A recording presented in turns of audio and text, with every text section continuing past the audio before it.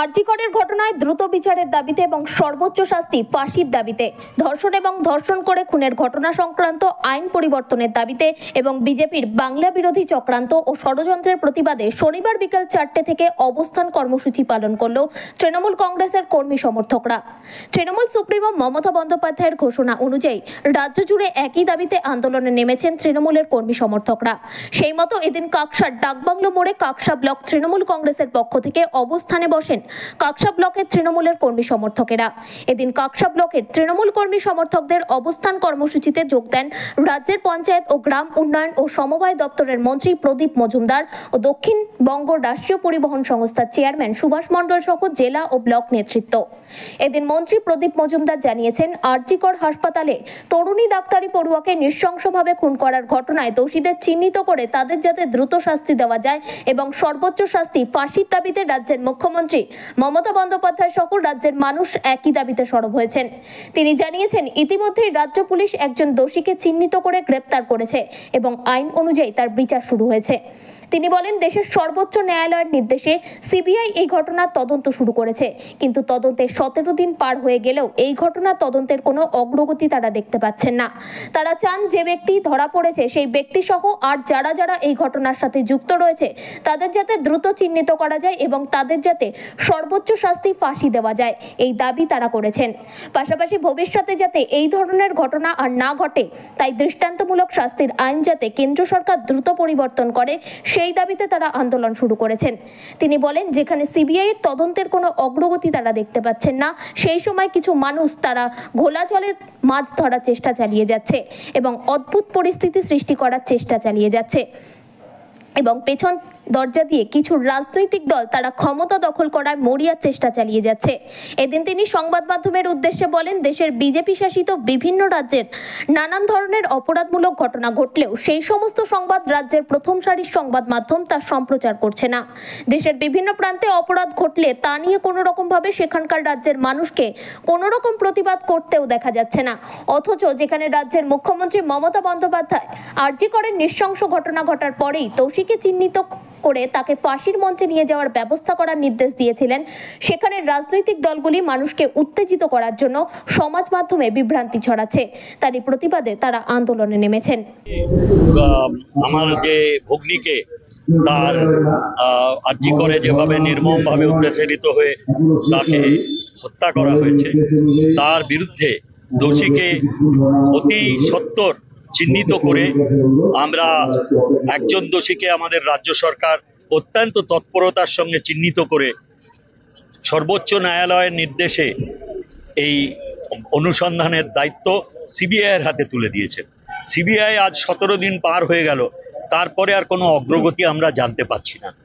তো আমরা চাই যাতে এই অপরাধীরা চিহ্নিত হয়ে তাদের ফাঁসির হোক, এই দাবি আমরা করেছি, যাতে দৃষ্টান্তমূলক হয়, ভবিষ্যতে কেউ এই নির্মম অত্যাচার করার আগে যাতে শঙ্কায় ভোগে। ইতিমধ্যে আমরা দেখছি একদিকে সিবিআইয়ের এই বিলম্বিত অনুসন্ধান এবং তার ফলে যে পরিণতি তা আমরা দেখতে পাচ্ছি না। ইতিমধ্যে সংবাদ মাধ্যমে কিছু লোক তারা এই খোলা জলে মাছ ধরার জন্যে এক ধরনের অদ্ভুত তারা পরিস্থিতির সৃষ্টি করছেন এবং পেছনের দরজা দিয়ে কিছু রাজনৈতিক দল তারা ক্ষমতার লিপ্সা আর ধরে রাখতে পারছেন না।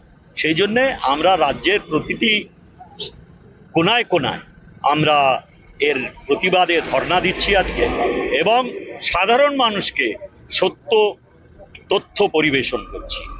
ইতিহাস কিভাবে বিজেপি শাসিত রাজ্যগুলোতে এই অপরাধ সংগঠিত হচ্ছে প্রায় প্রতিনিয়ত এবং কেউ না দোষীকে ধরার জন্য কোনো প্রতিবাদে লিপ্ত হচ্ছেন, না শাস্তির জন্য কোনো সোচ্চার হয়েছেন আমরা দেখতে পাচ্ছি, আর প্রশাসনিক সব রকমের ব্যর্থতার জন্য প্রশাসনকে দায়ী করছেন, এটাও আমরা দেখতে পাচ্ছি না। অথচ পশ্চিমবঙ্গে যেখানে মাননীয় মুখ্যমন্ত্রী এই দুঃখজনক ঘটনা ঘটার সংবাদ পাওয়া মাত্রই দোষীকে চিহ্নিত করে অতি সত্বর তাকে ফাঁসির মঞ্চে নিয়ে যাওয়ার সুযোগ্য ব্যবস্থা করার জন্য নির্দেশ দিয়েছিলেন। এখন সেই রাজনৈতিক দলগুলো বিভিন্নভাবে, বিশেষ করে সমাজ মাধ্যমে মানুষকে উত্তেজিত করার জন্য বিভ্রান্তি ছড়াচ্ছেন এবং তাদের লক্ষ্য পেছনের দরজা দিয়ে পরপর 3 বার তাদের নির্বাচনে গণতান্ত্রিক উপায়ে ক্ষমতা দখলের সব আশা একদম চূর্ণ হয়ে যাওয়ার পরে পেছনের দরজা দিয়ে, ব্যাকডোর দিয়ে এখন তারা প্রশাসনিক দায়িত্বভার পাওয়ার আনন্দে তারা নাচছেন। তাদের কাছে দোষীর শাস্তি চাওয়াটা নগণ্য, গৌণ হয়ে গেছে। আমরা চাই যে আমাদের এই আন্দোলন যাতে এই ধরনের নির্মম অত্যাচারের বিরুদ্ধে আমাদের কড়া আইন হয়। ভবিষ্যতে বিধানসভা কেন্দ্রের অন্যতম বিশিষ্ট পথপ্রদর্শক আমার ভাই, প্রাক্তন অবিভক্ত জেলার যুব সংগঠনের সভাপতি এবং ভাতার কেন্দ্রের প্রাক্তন বিধায়ক, বর্তমানে দক্ষিণবঙ্গ পরিবহন পর্ষদের চেয়ারম্যান শ্রী সুভাষ মণ্ডল আছেন, আমাদের বাক্সা ভট্টাচার্য, আমার অত্যন্ত প্রিয় ভাই, আমাদের আদিবাসী সম্প্রদায় এবং তফসিলি সম্প্রদায়ের সংগঠনের জেলা সভাপতি ভাই মঙ্গল টুডু মহাশয় আছেন, আমাদের জেলা পরিষদের মাননীয় কর্মধ্বজ বুড়ি টুডু, শ্রীমতী বৈশাখী ব্যানার্জি, শ্রী সমীর বিশ্বাস, কর্মাধ্যক্ষগণ পঞ্চায়েত সমিতির শ্রী পিডার সময় সম্বোধন করে থাকি, আছেন আমাদের প্রবোধ মুখার্জি, তার ভেতরে জয়জিৎ মণ্ডল এবং পঞ্চায়েতের ত্রিস্তরীয় পঞ্চায়েতের বিভিন্ন সদস্য সদস্যগণ এবং উপস্থিত আমার মহিলা নেত্রী তথ্য পরিবেশন করেছেন। আমি খালি আপনাদের কয়েকটি কথা স্মরণ করিয়ে দিতে চাই এবং যদি তথ্যে কোনো ভুল থাকে, আমি এই পার্শ্ববর্তী এলাকার বিধায়ক, আমি দুর্গাপুরে আগামী 2 দিন থাকব। যদি কারোর কোনো অসুবিধে হয়, আমার তথ্য সম্বন্ধে কোনো বিকৃত করে আপনাদের কাছে পরিবেশন করছি এই ধরনের ধারণা হয়, আমার কাছে যাবেন, আমি প্রমাণ সহ আপনাদের হাতে তুলে দেব।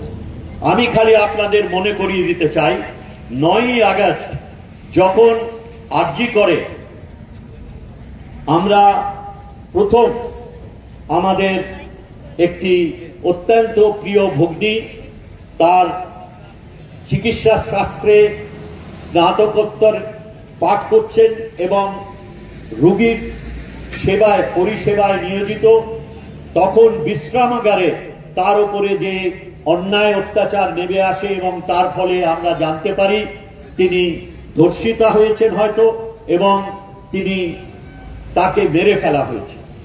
এই খবর পাওয়া মাত্র আমাদের মাননীয় মুখ্যমন্ত্রী মমতা ব্যানার্জি মহাশয় সেদিন আমাদের আদিবাসী দিবস উদযাপিত হচ্ছিল, সেই কারণে উনি সুদূর ঝাড়গ্রামে ওখানকার আমাদের রাজ্য স্তরের যে কর্মসূচি চলছিল সেই কর্মসূচি উনি যোগ দেওয়ার জন্য উনি ওখানে ছিলেন। উনি খবর পাওয়া মাত্রই প্রশাসনকে তার নির্দেশ ছিল যে যত তাড়াতাড়ি সম্ভব এই অপকর্মে দোষীকে ধরতে হবে এবং সেই দোষী